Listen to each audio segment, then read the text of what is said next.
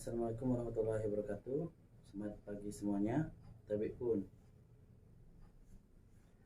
Baiklah anak-anak, sebelum memulai kegiatan pembelajaran pada pagi hari ini, mari kita berdoa menurut kepercayaan dan agama masing-masing. Doa akan dipimpin oleh ketua kelas. Silakan.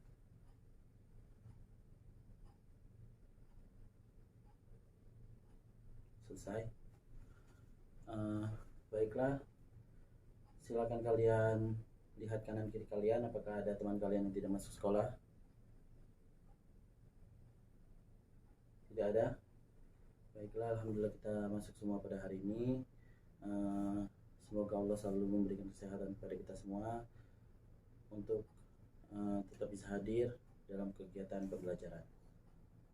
Baiklah, sebelum memasuki materi yang akan kita bahas pada hari ini, apakah ada yang masih mengingat materi pembelajaran kita pada minggu lalu? Ya, silakan Aji. Benar sekali apa yang disampaikan oleh teman kalian, bahwa minggu lalu kita sudah mempelajari teks eksplanasi. Teks eksplanasi adalah teks yang berisi tentang proses, mengapa dan bagaimana kejadian-kejadian alam, sosial, ilmu pengetahuan, budaya, dan lainnya dapat terjadi. Suatu kejadian baik itu kejadian alam maupun kejadian sosial yang terjadi di sekitar kita, selalu memiliki hubungan sebab akibat dan proses. Ya, hari ini kita akan mempelajari materi teks editorial pada KD 3.6, yaitu menganalisis struktur dan kebahasaan teks editorial, dan 4.6 merancang teks editorial dengan memperhatikan struktur dan kebahasaan baik secara lisan maupun tulis. Tujuan dari pembelajaran kita hari ini diharapkan siswa mampu mengidentifikasi struktur, unsur kebahasaan, topik dan kerangka karangan teks editorial, menyusun teks editorial, dan mempresentasikannya. Baiklah, sebelumnya apakah di antara kalian ada yang sudah mempelajari teks editorial di rumah atau sudah membacanya? Ya, silakan Santi. Ya, benar sekali apa yang sudah disampaikan Santi. Terima kasih Santi atas penyampaiannya.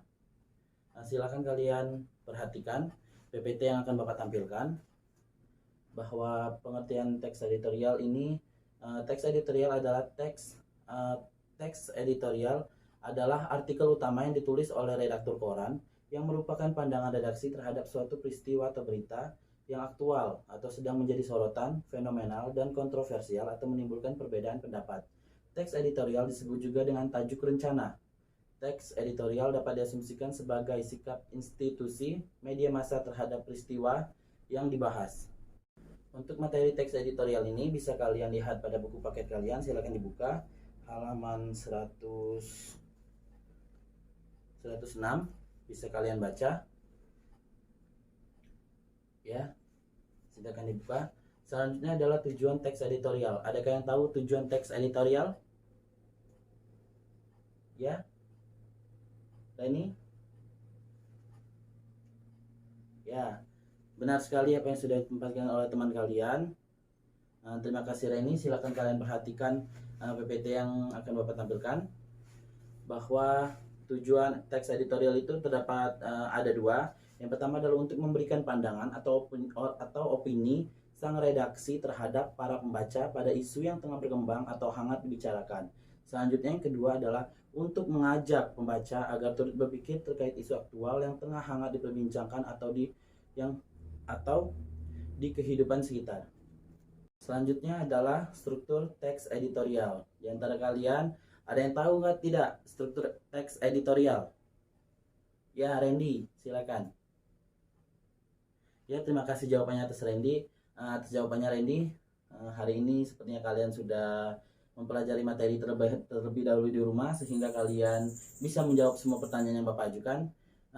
Apa yang disampaikan oleh Randy tadi sudah benar, bahwa struktur teks editorial itu terbagi menjadi tiga. Yang pertama adalah pernyataan umum atau tesis, yang kedua adalah argumentasi, dan yang ketiga adalah pernyataan atau penegasan ulang pendapat.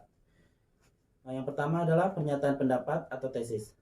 Berisi suatu sudut pandang penulis mengenai masalah yang sedang dibahas.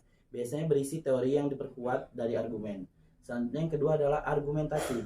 Argumentasi ini berisi alasan atau bukti yang gunanya untuk memperkuat pernyataan dalam tesis.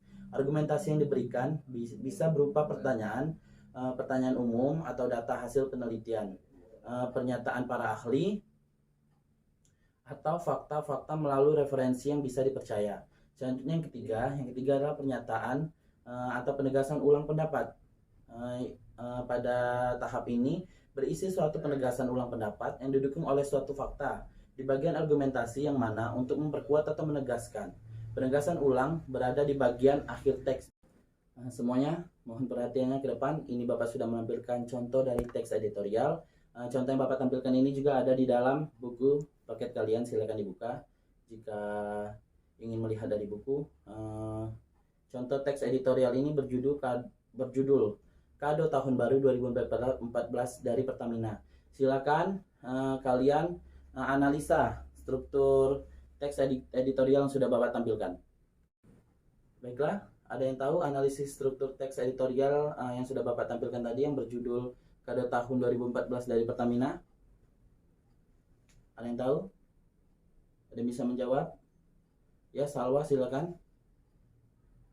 Ya, benar sekali apa yang sudah disampaikan teman kalian Salwa. Bagus sekali Salwa, bahwa struktur teks editorial pada yang berjudul Kado Tahun Baru 2014 dari Pertamina ini adalah yang pertama, pengenalan isu itu terdapat pada paragraf pertama. Selanjutnya penyampaian pendapat atau argumen itu terdapat pada paragraf 2 sampai ke 6, dan yang penegasan ulang pendapat itu terdapat pada paragraf ke-7 atau paragraf akhir. Baiklah, materi yang selanjutnya adalah kaidah kebahasan teks editorial. Bisa kalian lihat dari PPT yang Bapak tampilkan. Yang pertama adalah penggunaan kalimat retoris. Kalimat retoris adalah kalimat pertanyaan yang tidak ditujukan untuk mendapat jawabannya. Pertanyaan-pertanyaan tersebut dimaksudkan agar pembaca merenungkan masalah yang dipertanyakan tersebut sehingga tergugah untuk berbuat sesuatu atau minimal merubah pandangannya terhadap isu yang sedang dibahas. Yang selanjutnya, yang kedua adalah menggunakan kata-kata populer sehingga mudah bagi halayak untuk mencernanya. Tujuannya agar pembaca tetap merasa rileks meskipun membaca masalah yang serius dipenuhi dengan tanggapan yang kritis. Selanjutnya yang ketiga adalah menggunakan kata ganti petunjuk yang merujuk pada waktu, tempat, peristiwa, atau hal lainnya yang menjadi fokus ulasan. Selanjutnya yang keempat adalah banyaknya penggunaan konjungsi kausalitas seperti sebab, karena, sehingga, dan oleh sebab itu. Hal ini terkait dengan penggunaan sejumlah argumen yang dikemukakan redaktur dengan masalah yang dikupasnya. Baiklah, sampai di sini materi yang Bapak jelaskan. Apakah ada yang kurang kalian pahami atau ada yang ingin ditanyakan? Tidak ada? Selanjutnya kita akan menganalisis kaidah kebahasaan dari teks editorial masih yang sama. Contohnya dari teks editorial yang berjudul Kado Tahun Baru 2014 dari Pertamina. Silakan kalian analisis kaidah kebahasaannya. Tadi sudah belum? Baiklah, apakah kalian sudah mengerjakan analisis kaidah kebahasaannya? Baiklah, akan kita bahas bersama-sama. Silakan lihat PowerPoint yang Bapak tampilkan. Silakan cocokkan atau samakan dengan hasil kerja kalian. Yang pertama adalah penggunaan kalimat retoris. Dalam teks Kado Tahun Baru 2014 dari Pertamina, kalimat retorisnya terdapat pada paragraf keempat. Contohnya adalah, benarkah pemerintah tidak tahu atau tidak diberitahu mengenai rencana Pertamina menaikkan harga LPG? Apakah jawabannya ada yang sama? Ya, bagus sekali jika kalian sudah paham dengan materi yang sudah kita pelajari tadi. Yang kedua, selanjutnya adalah menggunakan kata-kata populer. Dalam teks Kado Tahun Baru 2014 dari Pertamina, contoh kata-kata populer adalah terkaget-kaget. Ya, selanjutnya apa? Pencitraan dan menengarai. Yang selanjutnya adalah yang ketiga, menggunakan kata ganti petunjuk. Contohnya, yang pertama adalah sungguh, karena harga itu merupakan kado yang tidak simpatik, tidak bijak, dan tidak logis. Yang kedua adalah, berdasar simpulan rapat itulah, Presiden kemudian membuat keputusan harga LPG 12 kg yang diumumkan pada hari Minggu kemarin. Dan yang ketiga adalah, rasanya mustahil kalau pemerintah, dalam hal ini Menko Equin dan BUMN tidak tahu, tidak diberitahu, serta tidak dimintai pandangan, pendapat, dan pertimbangannya.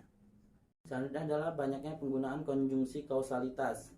Contohnya, masyarakat sebagai konsumen menjadi terkaget-kaget karena kenaikan tanpa didahului sosialisasi. Yang kedua, ya Salwa bisa bantu Bapak baca? Ya, terima kasih. Baiklah, sampai di sini apakah ada yang ingin ditanyakan? Belum ada? Baiklah, silakan kalian buka buku paket kalian, halaman 107 yang berjudul pengangguran makin bertambah. Silahkan kalian bentuk kelompok menjadi 3 kelompok dan silahkan kalian analisis struktur dan kida kebahasaan dalam teks tersebut. Nanti akan Bapak pilih secara acak yang akan mempresentasikan hasil kerja kelompoknya. Baiklah, kelompok 1, apakah sudah selesai mengerjakan? Oh ya, bagus jika hampir selesai. Kelompok 2, apakah mengalami kesulitan? Bagus sekali. Jika tidak ada kendala yang kalian hadapi, berarti kalian tadi memperhatikan materi yang Bapak jelaskan dan Bapak harap kalian sudah benar-benar mengerti. Bagaimana dengan kelompok 3? Bagus jika hampir selesai. Baiklah. Apakah sudah selesai semuanya? Ya, bagus. Bapak minta kelompok 2 maju untuk mempresentasikan hasil kerja kelompoknya. Baiklah, terima kasih kepada kelompok 2. Berikan tepuk tangan untuk kelompok 2 yang sudah menampilkan hasil kerja kelompoknya. Baiklah, bagus sekali pembelajaran pada hari ini. Kalian banyak yang sudah belajar dari rumah sehingga bisa menjawab pertanyaan dari Bapak. Kalian sangat menguasai materi pada hari ini. Selanjutnya, materi yang akan Bapak sampaikan terakhir adalah langkah-langkah dalam menyusun teks editorial. Silakan kalian perhatikan yang sudah Bapak tampilkan dalam PPT. Baiklah, silakan perhatikan salin dia yang sudah Bapak tampilkan di depan. Susi, bisa bantu Bapak untuk membacakan materi yang ada dalam salin dia? Baiklah, itu tadi adalah langkah-langkah dalam menyusun teks editorial. Apakah ada yang kurang kalian pahami atau ingin kalian tanyakan? Tidak ada? Baiklah, Bapak akan memberikan kalian tugas. Berhubung waktu istirahat dan waktu pembelajaran kita sudah habis dan waktu istirahat akan segera tiba, Bapak akan memberi kalian tugas untuk menyusun atau membuat teks editorial di rumah. Silakan kalian buat secara individu dan kalian kumpulkan pada pertemuan berikutnya. Ya, akan dikumpulkan pada pertemuan berikutnya. Silakan kalian kerjakan di rumah. Apakah masih ada yang ingin ditanyakan? Tidak ada? Baiklah, Bapak akhiri pertemuan pada hari ini.